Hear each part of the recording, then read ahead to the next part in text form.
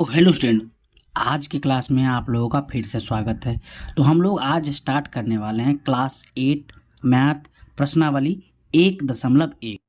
तो आइए हम इनको बनाने की कोशिश करते हैं। प्रश्न है आपका, निम्नलिखित में से प्रत्येक के योज प्रतिलोम लिखिए। योज प्रतिलोम होता क्या है, आइए हम इनको पहले समझते हैं, उसके बाद प्रश्न को हल करने में हमें आसानी से भी आसानी होगी। तो चलिए हम चलते हैं योज प्रतिलोम की ओर।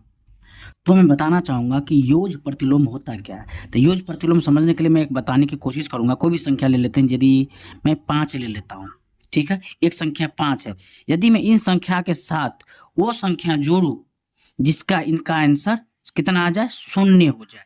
यदि मैं 5 में -5, यानी ये 5 क्या है आपका पॉजिटिव है, तो इसका उल्टा क्या होता है आपका नेगेटिव, यानी धनात्मक का ऋणात्मक।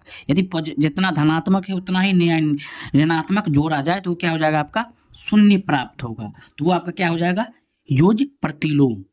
एक और बारे में बताने की कोशिश करूंगा। जैसे कि मैं 4 ले रहा हूँ, इसमें ये मैं -4 जोड़ू तो कितना हो जाएगा, 0 हो जाएगा। तो आइए हम इन प्रश्नों को 1.1 के साथ बनाने की कोशिश करते हैं।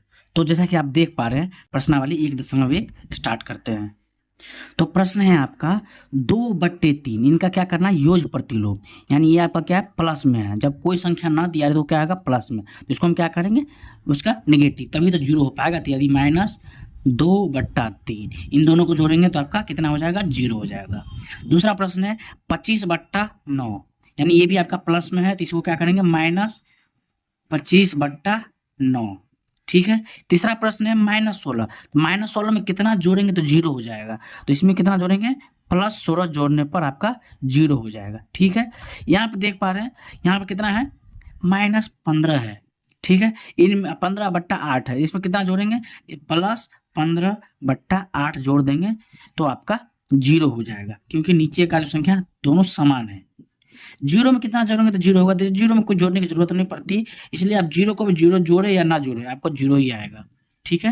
ये आप देख पा रहे हैं, बस आपका 13 है बट्टा -5, ठीक है। आप एक चीज देख रहे होंगे, -5 है आपका, तो इसमें क्या करना पड़ेगा आपका, इसका जब बनने की तगार पर आएगा तो उसके बाद बनाने की कोशिश करूंगा मैं। इसका होता क्या है, तो हो जाएगा ऐसे, जैसे कि माइनस है तो इसका हो जाएगा 13/5 प्लस में, ठीक है।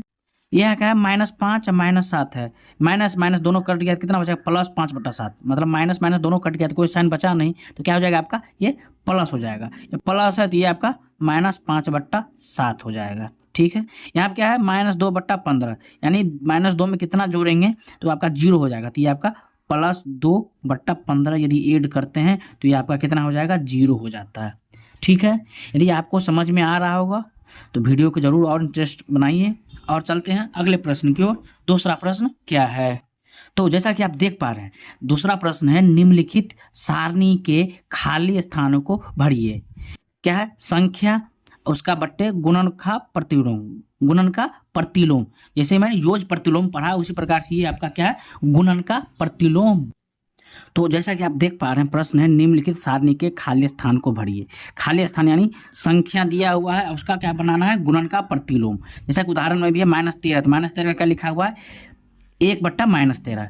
ये किस प्रकार हुआ है इसको बताने की मैं कोशिश करूंगा। जैसे मैं दिखा रहा हूँ, ये दो कोई संख्या है, इसका गुणन प्रतिलोम, यानी 2 को हम यदि 2/1 लिखे, यानी 2 को हम 1 से विभाजित करें तब भी मेरा कितना ही आएगा, 2 ही आता है। तो कहने का तात्पर्य ये है कि किसी भी संख्या में 1 से विभाजित करने पर वही संख्या प्राप्त होगा, तो उसको क्या कहेंगे, गुणन का प्रतिलोम, यानी उसका उल्टा हो जाता है ये।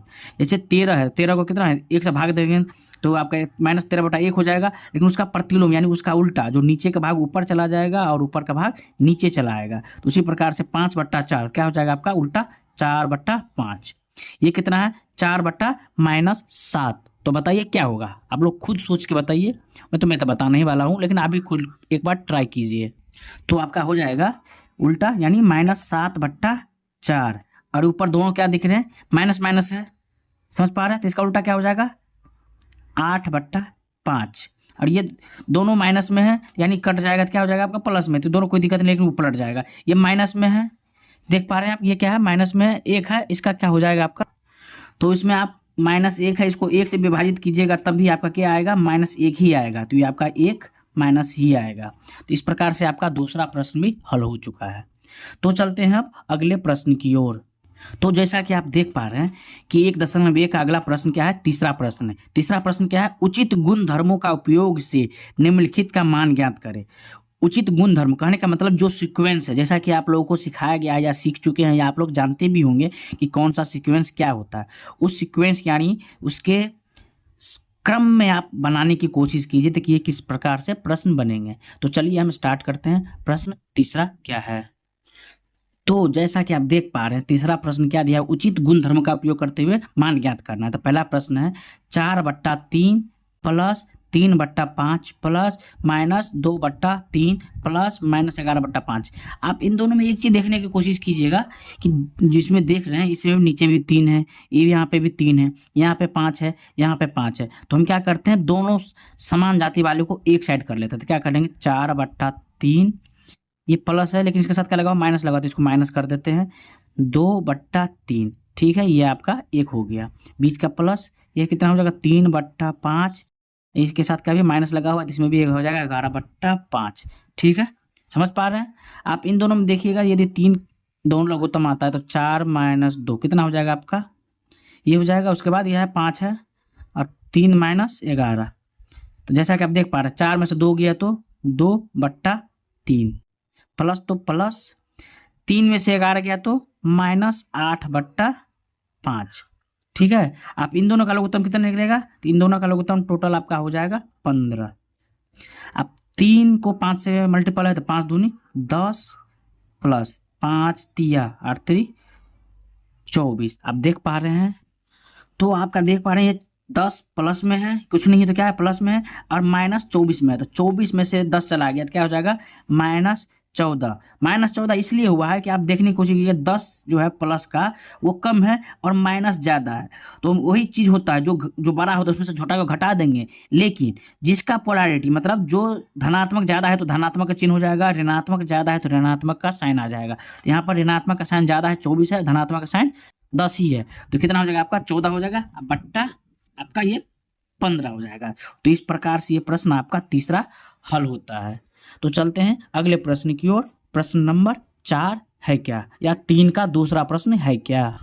तो जैसा कि आप देख पा रहे हैं प्रश्न 3 का दूसरा प्रश्न ये है, इसको भी बनाने की मैं कोशिश करूंगा। तो आइए हम इनको और भी आसानी रूप से बनाने की कोशिश करते हैं कि किस प्रकार से ये प्रश्न आपके हल होंगे।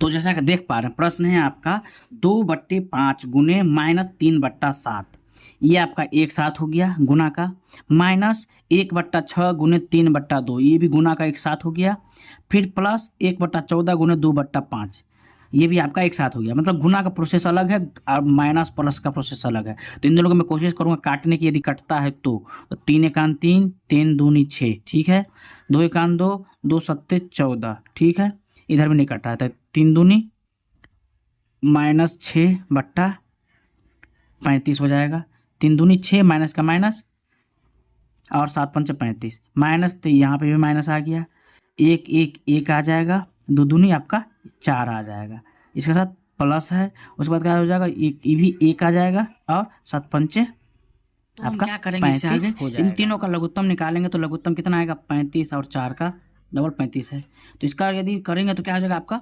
दोनों गुना हो जाएगा, तो आपका कितना हो जाएगा, टोटल 140 हो जाएगा आपका एलसीएम। तो 35 चौका यानी 6 चौक 24 यानी -24 आ जाएगा।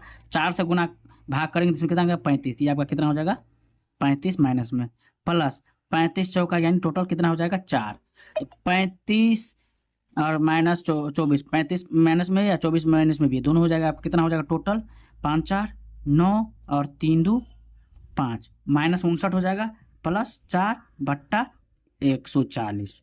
तो अब माइनस ज़्यादा है 59 में और 4 है तो कितना हो जाएगा आपका -55/140। आप इतना भी लिखकर आंसर आप ज्ञात कर सकते हैं। यदि आप बुक के अकॉर्डिंग चलते हैं कि बुक में कितना आंसर दिया है तो आपका लिए और भी आसानी चीज़ है, 5 से काटेंगे, 11 5 55, 5 से 5 दूनी 10, 5 8 40, ठीक है, तो कितना निकला -11/28। इस प्रकार से आपका आंसर निकल के आ गया प्रश्नावली 1.1 का। तो आज के लिए इतना ही रखते हैं। बच्चों आप लोगों को वीडियो अच्छा लगा हो तो लाइक कमेंट के साथ साथ चैनल को सब्सक्राइब भी कीजिएगा और ये वीडियो अपने दोस्तों के साथ शेयर भी कीजिएगा, जिससे उन सबको भी बनाने में समझने में भी आसानी हो। तो आज के लिए बहुत बहुत धन्यवाद। मिलते हैं अगले दिन।